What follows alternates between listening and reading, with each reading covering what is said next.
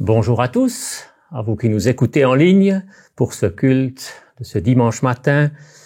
Cordial bienvenue et nous souhaitons à tous une riche bénédiction du Seigneur pour que la parole de Dieu que nous osons encore annoncer librement puisse aussi remplir et toucher notre cœur.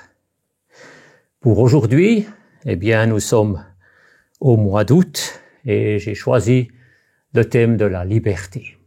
Mais je vous propose de passer un moment d'abord dans la prière pour demander au Seigneur qu'il prépare nos cœurs, qu'il les ouvre, que nous puissions nous aussi nous recueillir et ouvrir nos cœurs pour les choses d'en haut. Oui Seigneur, merci pour ta bonté, pour ton amour, parce que tu nous as donné ta parole, mais tu as aussi donné ton Fils unique sur cette terre. Merci parce que tu veux nous conduire, tu veux nous parler aussi en ce matin. Merci pour le privilège que nous avons d'avoir cette parole et de savoir que tu es vivant et que tu nous conduis encore aujourd'hui, que tu es le Maître de l'univers, le Tout-Puissant. Nous voulons glorifier ton nom. Amen. Voilà, pour ce matin, le thème de la liberté. Un grand thème qui va dans beaucoup de domaines. Un thème qui va bien juste pour le mois d'août, parce que au mois d'août, nous, en tout cas les Suisses, c'est le mois où nous commémorons notre liberté. On l'a fait le 1er août, mais dans le document de 1291, il y a marqué en août 1291, où nos aïeux se sont réunis pour combattre pour leur liberté. Alors je me permets pendant le mois d'août de temps à autre prendre ce thème important, un thème bien vaste qui a déjà fait rêver beaucoup les êtres humains, un thème qui a fait aussi inspirer les poètes et les chanteurs, et dans beaucoup de chansons vous allez retrouver ce thème de la liberté. Un thème très vaste, et j'ai cherché un peu des informations dans Internet et dans Wikipédia. J'ai vu qu'il y a plusieurs formes et plusieurs domaines où la liberté joue un rôle, plusieurs domaines de la vie où la liberté, elle est toujours là.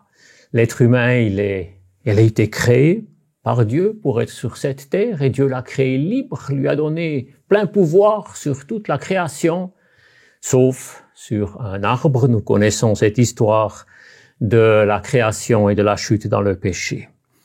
Après bien des siècles, nous sommes encore toujours sur cette terre pour être ici de ceux qui recherchent et qui font la volonté de Dieu et qui découvrent cette merveilleuse liberté que Jésus-Christ nous a apportée. D'abord, quelques pensées sur ce que j'ai tiré de Wikipédia, qui nous enseigne, je vous invite ceux qui ont le temps d'aller le lire, c'est un très long article, alors il y a beaucoup. Que la liberté, il y a d'abord la liberté extérieure et il existe une liberté intérieure. Déjà 2 domaines généraux, et ensuite, j'étais étonné qu'il y a même une liberté qui est négative, une liberté positive. Oui, il y a plusieurs domaines. J'en cite simplement quelques-uns. D'abord, la liberté politique. Chaque pays a une journée de commémoration où ils ont reçu leur liberté, où ils l'ont défendue, où ils se la sont acquise. Bien souvent, de situations injustes. Et à travers tous les siècles et pour tous les peuples, ils ont toujours recherché la liberté. Une liberté qui aussi, des fois, entre la dictature et l'anarchie, les 2 extrêmes qui sont très rapidement négatifs. Et beaucoup de ceux qui ont crié liberté sont tombés dans la dictature, ou alors dans l'anarchie. En prétendant liberté, ils ont remarqué que c'est la dictature du plus fort qui l'emporte. Et pour nous, nous sommes reconnaissants d'avoir le milieu, la démocratie. Certains disent que c'est le moins mauvais système. La Bible nous parlerait de la royauté comme le meilleur système, mais avec un bon roi qui s'engage pour son peuple et non pas pour ses propres intérêts, qui ne devient pas un dictateur, ou alors qui laisse les choses aller à volo et que ça devienne tranquillement anarchie. Il n'y en a pas eu beaucoup de ces rois pendant tous les siècles sur cette terre. Notre liberté politique, elle nous donne aussi pas seulement des libertés, mais aussi des limites, comme toute chose dans la vie. Entre ce qui est obligatoire et ce qui est interdit, il y a notre liberté, ou ce qu'il en reste des fois. Bien souvent, on aurait tendance à penser, quand ça nous concerne, ah, pourquoi cette limite? Elle est pour le bien de tous, en principe, et on veut être de ceux qui respectent les autorités, de ceux qui prient pour eux, qui s'engagent aussi dans le domaine où nous sommes. Il y existe une liberté sociale. La société nous donne aussi des libertés, ou peut-être moins. Je cite dans l'Antiquité, il y avait les hommes libres et les hommes esclaves, déjà de naissance. Et celui qui naissait esclave, il avait très peu de chances de devenir un homme libre pour pouvoir quitter peut-être son maître et aller faire ce qui lui plaît. C'était impossible dans l'Antiquité. Au Moyen-Âge, il y a eu cette situation de la noblesse, du clergé qui se sont pris des libertés au détriment du peuple, le tiers-état, tout le reste, qui travaillait, qui payait des impôts pour financer ceux qui en jouissaient. Ça a produit ce que nous savons, la révolution, surtout en France. Et dans les temps modernes où nous vivons, alors qu'est-ce qu'il y a comme liberté sociale? D'un côté, je pense, les riches et les pauvres. L'argent nous donne une grande limite de ce qui est faisable et pas. Mais ce n'est pas toujours celui qui a le plus, qui est le plus libre. Ne l'oublions pas. Et dans notre société actuelle, liberté, ça devient des fois négatif. Individualisme. Ou alors on attend de l'État, un État social qui s'occupe de tous les problèmes, qui finance tout ce dont on désire. Et puis moi, je me retire ou je fais ce que je veux. Attention, là aussi, ça peut devenir négatif. Il y a aussi une liberté économique. Et j'ai même trouvé à une place qu'il y a un indice de liberté économique pour les différents pays. Là où il y a le moins de restrictions. Est-ce que peut-être c'est au détriment des travailleurs ou au détriment de la nature? Enfin, liberté extérieure, plusieurs domaines. La liberté intérieure, elle concerne l'être humain personnellement. Une liberté personnelle. Et nous sommes reconnaissants si chacun d'entre nous a sa liberté. Mais n'oublions pas qu'elle a aussi ses limites, parce que la liberté absolue, elle n'existe pas sur cette terre. Elle est illusion. Elle sera toujours limitée. Et dans la liberté personnelle, il y a déjà les lois de la création, déjà les lois de la pesanteur. Et ensuite, les lois de la physique, de la biologie. Nous sommes là dans cette création que Dieu a faite même très bien.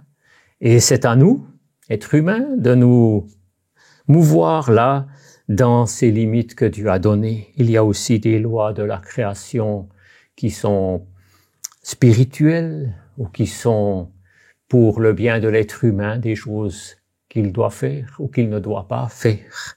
C'est la loi de Dieu que nous connaissons dans les 10 commandements. Et là, cette liberté personnelle, c'est vrai, elle variera toujours entre nos devoirs et nos forces qui nous limitent. Et dans la vie, il y a des fois des étapes où on est plein d'énergie et de force et on n'a pas encore beaucoup d'obligations et de devoirs. On peut jouir de sa liberté, bien souvent dans la jeunesse. Et après, il y a lieu de prendre ses responsabilités. Et avec les années, c'est les forces qui diminuent et de prendre là aussi les bonnes dispositions. Et nous pensons spécialement aussi aux personnes malades qui leur donnent des fois des fortes limites. Et qu'ils arrivent à découvrir, mais la liberté, c'est pas seulement toujours tout faire ce dont j'ai envie. La liberté, elle consiste finalement aussi à être une personne qui a Jésus-Christ dans sa vie. Et cette liberté intérieure, c'est le prochain point, une liberté spirituelle. C'est le thème de ce matin. L'être humain, il est dirigé par son esprit humain, qui a une faculté pour réfléchir. Mais l'être humain, il a aussi, ses sentiments et aussi bien souvent ses pulsions qui aimeraient le pousser. L'être humain, est-ce qu'il a vraiment une libre volonté? Elle est des fois pas toujours si libre que ce que l'on pense. Dans la liberté spirituelle, eh bien, il y a les libres penseurs qui ont cette tendance à dire, eh bien, moi je fais ce que je veux, je pense ce que je veux, personne n'a rien à me dire. Peut-être. Et l'être humain est trop souvent aveugle pour ne pas remarquer qu'il est quand même influencé, dirigé déjà par l'environnement, par toutes les médias et toutes les informations que nous avons qui ont leur influence sur nous, mais aussi par des puissances du monde invisible, nous dit la Bible. Voilà, si on voulait pour chacune de ces libertés trouver une petite image, peut-être qu'on en trouverait chacun un petit peu personnellement, ce qui le touche ou ce qui l'animerait. Et si je vous demandais de chercher une image qui correspond à votre représentation de la liberté, je pense que chacun apporterait sa propre image, une autre image que on pourrait se faire. La liberté spirituelle, eh bien, pour ce matin, je vous propose aussi une image. Une image, non pas une photo, mais une image tirée de l'Ancien Testament. Et j'ai trouvé un verset dans la Genèse, au chapitre 49, les versets 14 à 15, qui nous donne un langage imagé de la liberté spirituelle prévue pour le Nouveau Testament.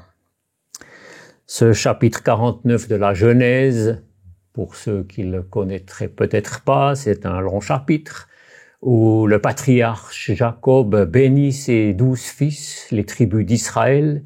Il a une bénédiction pour chacun. Il parle un langage aussi en images pour nous montrer le plan de Dieu avec l'être humain pour sa vie spirituelle. Et ceux qui ont le temps, je vous invite à vous faire quelques réflexions. Mais qu'est-ce qu'il a bien voulu dire, ce Jacob? Eh bien, je pense qu'il a eu là une parole prophétique pour jusque dans le Nouveau Testament. Il a commencé par la création, la chute dans le péché, l'être humain sous la loi et sans la loi, Jésus-Christ le Sauveur. Et ceux qui viennent après, eh bien, c'est des différents éléments pour le Nouveau Testament. Et un de ceux-là, eh bien, c'est ce Isaacar. Isaacar est un âne robuste, ou bien, selon les traductions, ossu ou osseux, qui se couche entre les deux parcs. Autre traduction aussi, les deux limites, les deux corbeilles. Les traducteurs ont eu un peu du mal à trouver les bons mots pour traduire cette image. Et moi, je dis heureusement qu'ils ont eu du mal ou qu'ils nous donnent les différentes facettes, les différentes possibilités de comprendre cette parole. Un âne robuste, un âne ossu. Je ne suis pas connaisseur en âne, je peux vous dire, mais j'ai lu quelque part, eh bien, qu'un âne ossu, c'est un âne robuste. Et un âne maigre, eh bien, c'est un âne qui a appris à travailler et qui sait porter des charges et qui est très souvent, peut-être quotidiennement, mis à contribution pour porter des charges. Tandis qu'un âne qui est toujours au pré, il devient gras et il devient fainéant. Et c'est cette image qu'on a des fois des ânes qui ont du mal à obéir et il faut les tirer, les taper pour qu'ils avancent. Ah, c'est pas l'âne ossu. L'âne robuste d'Isaacar, eh bien, c'est un âne positif qui se couche entre les deux parcs, entre les deux limites, entre les deux corbeilles. Oui, dans nos régions ici, on n'a plus tellement d'ânes qui portent des corbeilles, mais peut-être qu'on a vu des images ou même qu'on a vu dans les pays du Sud, comme l'âne est un animal utile pour tous les différents transports à faire. Eh bien, voilà, il se trouve là entre ces deux parcs, entre ces deux limites de la vie. Une image pour la vraie liberté, la liberté spirituelle, déjà dans l'Ancien Testament. Ce petit âne qui porte ses corbeilles entre les deux parcs. Il voit que le repos est agréable et que la région est magnifique. Il courbe son épaule sous le fardeau. Il se soumet à des corvées d'esclaves. Un drôle de verset, hein? L'autre traduction, il devient un serviteur assujetti aux tribus. Voilà la pensée, eh bien, il voit que c'est positif, hein? Que c'est positif d'être un serviteur de l'Éternel. Il voit que c'est positif de régler sa vie selon Jésus-Christ. Voilà ce que veut nous dire ce verset. Il voit que le repos est agréable, que la région est magnifique. Est-ce que nous avons tous reconnu cette vérité? Eh bien, que la loi de Dieu, elle est bienfaisante. Son ordre mis à la création pour l'homme et la femme, pour la famille, pour la société dans son ensemble. Oui, comme les lois de Dieu sont bienfaisantes. Et que les mettre en pratique dans sa vie, eh bien, c'est une bénédiction pour soi-même et aussi pour les autres. Il courbe son épaule sous le fardeau. Il se soumet à des corvées d'esclaves où il devient un serviteur assujetti au tribut. Quelle belle parole, quelle belle image pour la vraie liberté, la liberté spirituelle. Oui, cet âne ossu entre ces deux corbeilles ou entre ces deux parcs. Et je vous invite déjà à faire quelques réflexions de cet âne. On peut se faire une image d'un petit âne avec deux corbeilles. Et bien souvent, il y a quelqu'un qui est encore assis dessus. Et puis, à gauche et à droite, des barrières. Mais des barrières qui sont pas pour ce petit âne, vu qu'il marche sous la conduite de son maître.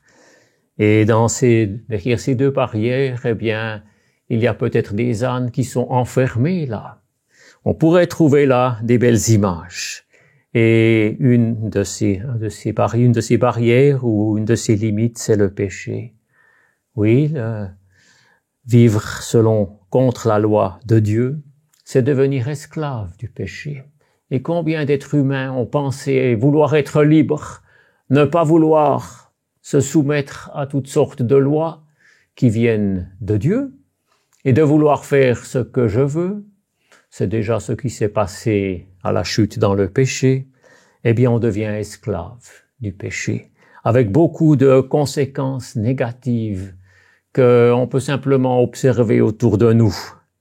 La méchanceté qui commence et qui conduira rapidement à de la haine, à des cœurs fermés, bloqués.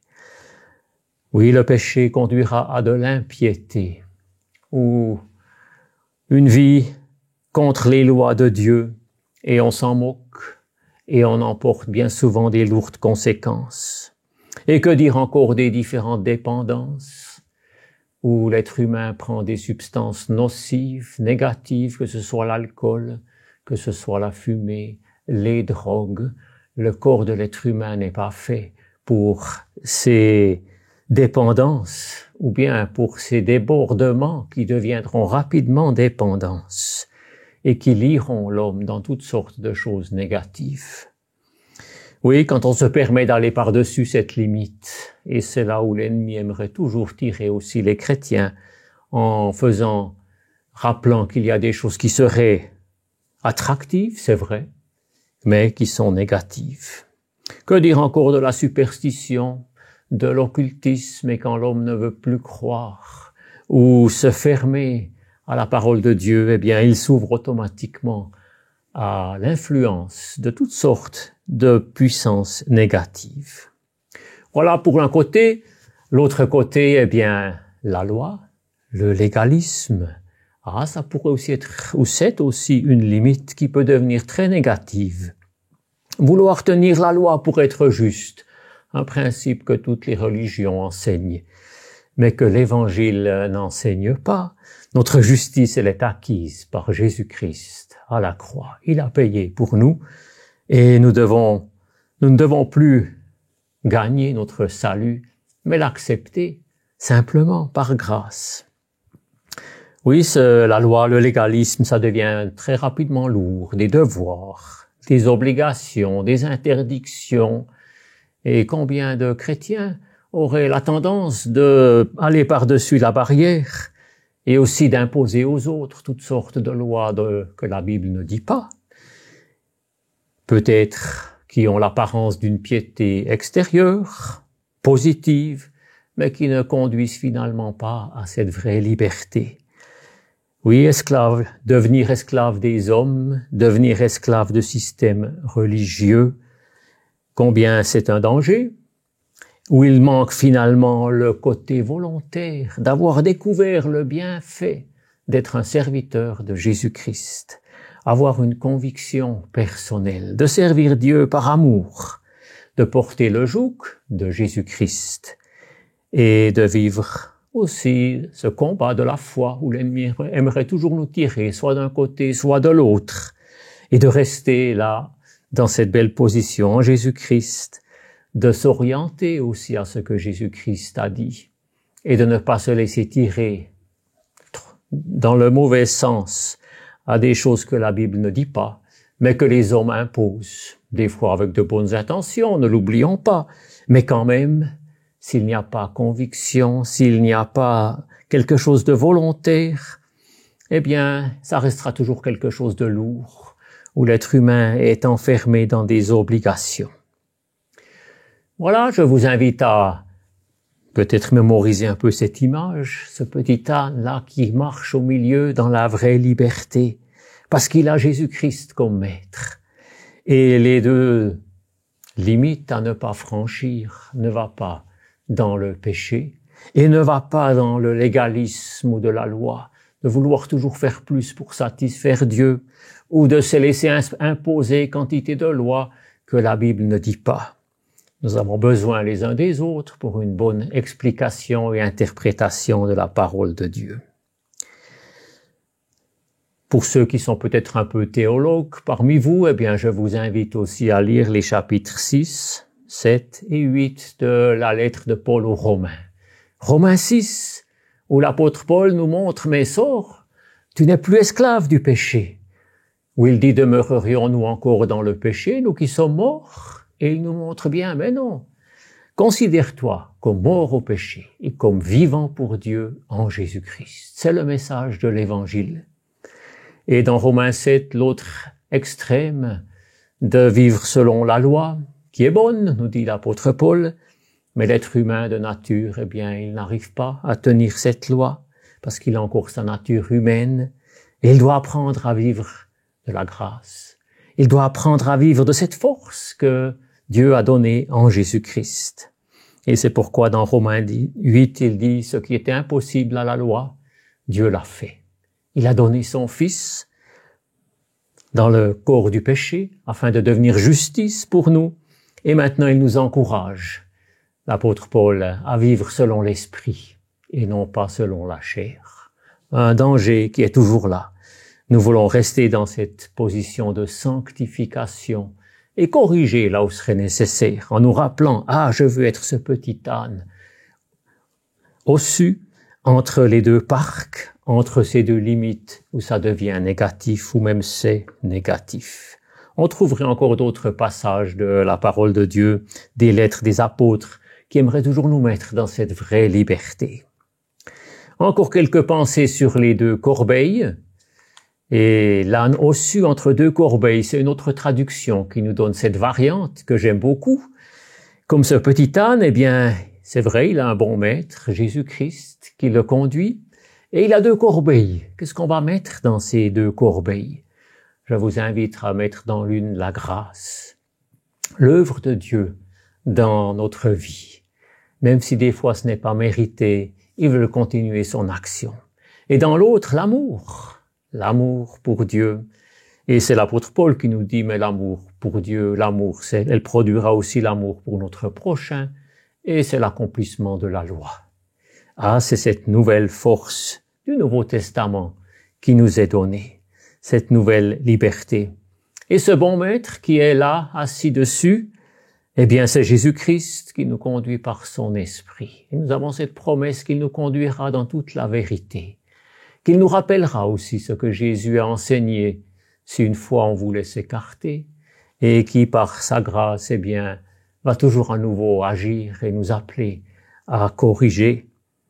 Oui, le Seigneur Jésus, il a dit aussi cette parole, acceptez mes exigences, et laissez-vous instruire par moi, car je suis doux et humble de cœur, et vous trouverez le repos pour vos âmes. Matthieu 11, verset 29, avec la nouvelle traduction de Second 21. Oui, c'est une invitation que nous avons à nous laisser employer par Jésus-Christ à découvrir comme c'est bienfaisant de marcher à la suite du Seigneur et que c'est là qu'il y a cette vraie liberté spirituelle dans le cœur. Mais la liberté totale, sans aucune limite, eh bien, elle n'est pas pour cette terre. Et soit tu es un serviteur de Jésus-Christ volontairement, bienfaisant, soit tu seras, plus un serviteur, mais un esclave, soit du péché, soit des hommes ou de la loi. Alors, apprenons à nous laisser conduire par Jésus-Christ. Jésus lui-même a aussi enseigné encore, et je lis encore ces quelques versets de Jean 8, les versets 30 à 36, où Jésus a parlé de la liberté. Il a parlé aux Juifs qui ont cru en lui. Et il leur a dit cette parole, comme Jésus disait cela, beaucoup crurent en lui. Mais c'est positif, on s'en réjouit. Je souhaite que ce matin, ceux qui nous écoutent, eh bien, beaucoup d'entre vous puissent dire, oui, moi aussi, je crois en Jésus-Christ. Alors il dit aux Juifs qui avaient cru en lui, si vous demeurez dans ma parole, vous êtes vraiment mes disciples. Vous connaîtrez la vérité, et la vérité vous rendra libre. Ils lui répondirent, nous sommes la descendance d'Abraham, et nous n'avons jamais été esclaves de personne. Comment peux-tu dire vous deviendrez libres? En vérité, je vous le dis, leur répliqua Jésus, toute personne qui commet le péché est esclave du péché. Or l'esclave ne reste pas pour toujours dans la famille. C'est le Fils qui y reste pour toujours. Si donc le Fils vous libère, vous serez réellement libre. Le Seigneur Jésus a enseigné ces Juifs qui croyaient, mais qui ne connaissaient finalement que la liberté extérieure, la liberté terrestre, et surtout ici leur argument, le côté social, nous ne sommes pas des esclaves, nous sommes des descendants d'Abraham. Mais ils ont peut-être un peu oublié qu'ils étaient sous la tutelle romaine et qu'ils n'étaient déjà pas si libres que ça, politiquement en tout cas. Mais les Romains étaient assez sages pour ne pas imposer au peuple un esclavage dans les choses de cette terre ou dans les choses personnelles, et ils auront laissé leur liberté de peuple pour autant qu'ils payaient les impôts, bien entendu, et pour autant qu'ils ne se rebellaient pas contre l'autorité de Rome. Et les Juifs, eh bien, pensaient être libres parce qu'ils étaient descendants d'Abraham. Et c'est Jésus qui doit maintenant leur parler de cette nouvelle liberté, une nouveauté. Finalement, on les comprend, ces Juifs qu'ils n'ont pas tout de suite saisi. J'espère que nous ayons saisi que Jésus-Christ, il apporte là une liberté intérieure du cœur, spirituelle. Comme déjà dans l'Ancien Testament, ça a été promis, j'écrirai ma loi dans leur cœur. Ils seront mon peuple, je serai leur berger. Et si donc le Fils vous affranchit, vous serez réellement libre. Et le Seigneur Jésus nous donne encore une possibilité, ou nous dit encore comment arriver à cette vraie liberté. Vous connaîtrez la vérité, et la vérité vous rendra libre. Ah, voilà la clé, voilà le chemin à prendre pour arriver à cette liberté du cœur. Connaître la vérité. Qu'est-ce que la vérité? Une vieille question que déjà Pilate a posée à Jésus quand il lui a dit, Jésus, je suis venu pour rendre témoignage à la vérité. Celui qui est de la vérité, il écoute ma parole. Et la réaction de Pilate, on peut la comprendre de différentes manières. Qu'est-ce que la vérité? Peut-être le philosophe qui, comme dans notre temps, a remarqué, mais la vérité, c'est relatif. Si ça dépend de tout ce qu'on comprend, ou bien chacun doit comprendre ce qu'il veut, ou est-ce que Pilate était sincère? Mais qu'est-ce que la vérité alors? Explique-moi. Je ne pense pas, j'espère que plus tard, peut-être que Pilate s'est mis à réfléchir. Ou un haussement d'épaule. Qu'est-ce que la vérité? Chacun peut la chercher. Eh bien, pour ce matin, je vous invite à croire la vérité. Cette vérité qui nous est enseignée par la Bible, la parole de Dieu, c'est le point 1. Une parole de Dieu inspirée. Certains disent, c'est les hommes qui l'ont écrit la Bible. Et bien sûr que c'est les hommes, mais ils n'ont pas écrit n'importe quoi. Ils ont écrit ce qui leur était donné, inspiré. Bien souvent, ils ont aussi simplement écrit l'histoire de ce qui s'est passé. Et là, on peut découvrir aussi comme la main de Dieu a souvent ou toujours conduit les choses. Une vérité aussi numéro 2, la loi de Dieu, elle est bonne. L'ordre que Dieu a mis dans la création, eh bien, c'est la vérité. Et elle est bonne, elle est agréable, elle est parfaite. Et c'est à nous, êtres humains, de nous régler notre vie selon ces lois que Dieu a mis dans la création, aussi la loi spirituelle ou morale, qui est tellement bien fait quand on la met en pratique. Et ensuite, une troisième vérité, Jésus-Christ est le Sauveur du monde pour une humanité perdue, une humanité esclave du mal, du péché, une humanité esclave des hommes, des idées des hommes. Eh bien, Jésus-Christ, il veut nous accorder le pardon pour ceux qui apportent leurs fautes à la croix. Et Jésus lui-même, il est la vérité, qu'il a dit, je suis le chemin, la vérité et la vie. La vérité dans ce qu'il a enseigné et la vérité aussi dans ce qu'il a vécu comme modèle sur cette terre. C'est à cela que nous voulons nous orienter. Et une quatrième vérité qu'il est aussi très important de discerner, de connaître, c'est la vérité sur soi-même. Et c'est bien souvent celle-là la plus difficile parce que l'être humain il a tendance à être aveugle spirituellement. Et quand on est d'accord de se mettre en face de la vérité, comme Jésus a dit à Pilate, celui qui est de la vérité, il écoute ma parole. Est-ce que nous sommes de la vérité? Connaître la vérité sur moi-même, eh bien ça commence par reconnaître, mais je suis un pécheur perdu. Et j'ai besoin d'un sauveur.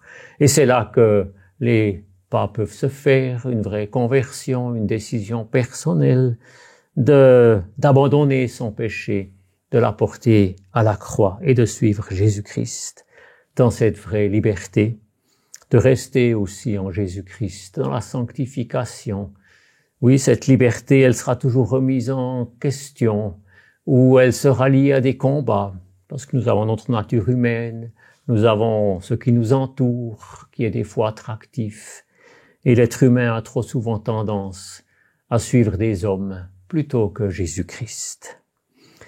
Et une vie réglée selon Jésus-Christ, elle conduit dans la vraie liberté. Je vous invite tous à déjà bien faire la différence avec ces différents éléments ou différents aspects de la liberté terrestre, à aussi discerner où notre liberté terrestre en tant qu'être humain elle a ses limites, dans nos tâches, nos devoirs, envers nos autorités et aussi envers les différentes tâches que nous avons dans la société, mais aussi reconnaître et bien suivre Jésus-Christ.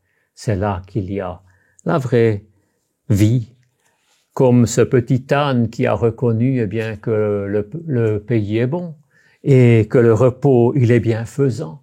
Se reposer en Jésus-Christ, apprendre aussi à discerner, à découvrir, mais je peux vivre par grâce, par la foi, et vivre selon l'Esprit, me laisser diriger et imprégner par Jésus-Christ et sa parole, et non pas vivre selon la chair, où l'apôtre Paul nous dit « vous mourrez si vous continuez dans la mauvaise voie, soit l'une, soit l'autre ».